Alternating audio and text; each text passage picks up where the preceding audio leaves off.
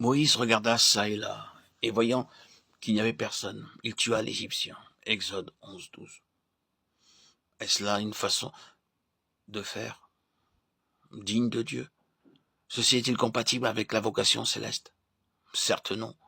Lorsque l'Éternel fit sortir Israël hors d'Égypte, ce fut à bras étendus et avec puissance, de sorte que les Égyptiens, se prosternant devant Moïse, le supplièrent de s'éloigner.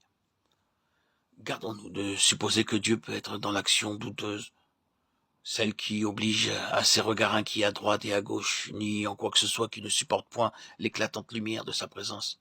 Lumière transparente comme le cristal, lumière sans déclin. Attention aux moyens employés pour obtenir de l'argent pour les œuvres. Attention aux moyens employés pour gagner des âmes. Moïse eut certainement le sentiment d'avoir mal agi. Nous pouvons facilement supposer qu'il ne goûta point un paisible repos au cours de la nuit qui suivit, et qu'il comprit l'erreur de son acte. Il comprit qu'il ne pourrait point sauver Israël par de semblables moyens. Comme Moïse, nombre d'enfants de Dieu se précipitent tête baissée dans l'action, avec leur propre force, leur pensée charnelle, leur propre sagesse. Aussi, les âmes restent sous l'esclavage du péché et du monde. Les efforts malheureux de ces ouvriers téméraires qui vont, sans avoir été envoyés, font songer aux enfants essayant de vider l'océan avec une cuillère. Alors, devant tant de souffrances, tant de péchés, faut-il rester les bras croisés? Demandez-vous peut-être, certes non, mais il faut d'abord que la vie soit en harmonie avec la pensée de Dieu. Ensuite, travaillons avec lui, mais jamais sans lui. Dieu et Moïse pouvaient faire sortir les enfants d'Israël hors d'Égypte. Moïse tout seul ne l'aurait jamais pu. Lorsqu'il sortit le second jour, Moïse vit 2 Hébreux qui se battaient. Il dit à celui qui avait tort, « Pourquoi frappes-tu ton frère ?» L'Hébreu répondit, « Qui t'a fait prince et juge sur nous? Veux-tu me tuer comme tu as tué l'Égyptien ?» Et Moïse eut peur. Exode 2, 13, 14. Il venait d'être atteint en plein cœur par l'une de ces flèches qui semble lancée par la main de Dieu. Il est dur de s'entendre traiter de la sorte par cela même qu'on veut secourir. Et cependant, nous devrions rechercher ces rudes vérités plutôt que de les craindre.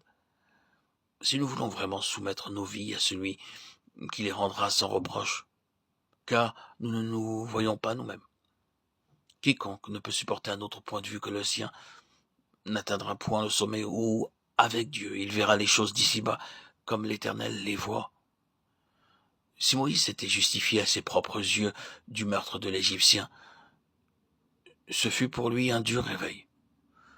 Pour cet homme qui vidait une querelle personnelle, point de différence entre lui et Moïse, lequel voulait délivrer Israël.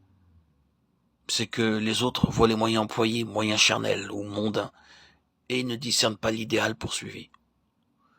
Permettons-nous que le mal entache notre action, nous qui sommes exhortés à nous abstenir de toute apparence de mal, et à rechercher ce qui est honorable. Qui t'a établi juge sur nous? Lamentable échec, pour le premier pas que fait Moïse vers ses frères. Bénissons Dieu pour nos échecs et pour ses rudes réveils.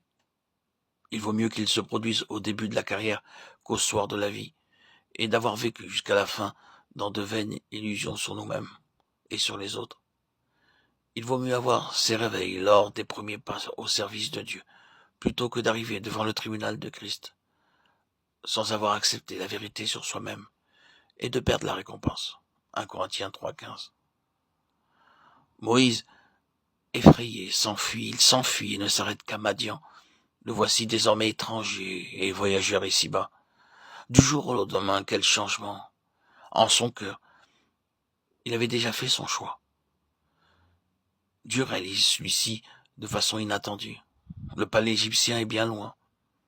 Il n'y a plus qu'un étranger dans le désert. Cette expérience de la vie de Moïse a sa contrepartie dans la nôtre. Seulement ils sont nombreux les enfants de Dieu auxquels il faut des années pour découvrir leur complète impuissance au service du Seigneur. bien qu'ils sachent qu'on ne les écoute pas et que parfois même les auditeurs leur demandent qui vous a établi juge sur nous. Ne blâmons pas les auditeurs. Recherchons plutôt devant Dieu les causes de nos échecs, afin qu'il puisse nous transformer en vaisseaux propres à son usage, en instruments dont il pourra se servir. Ne blâmons pas les auditeurs. Recherchons plutôt devant Dieu les causes de nos échecs, afin qu'il puisse nous transformer en vaisseaux propres à son usage, en instruments dont il pourra se servir.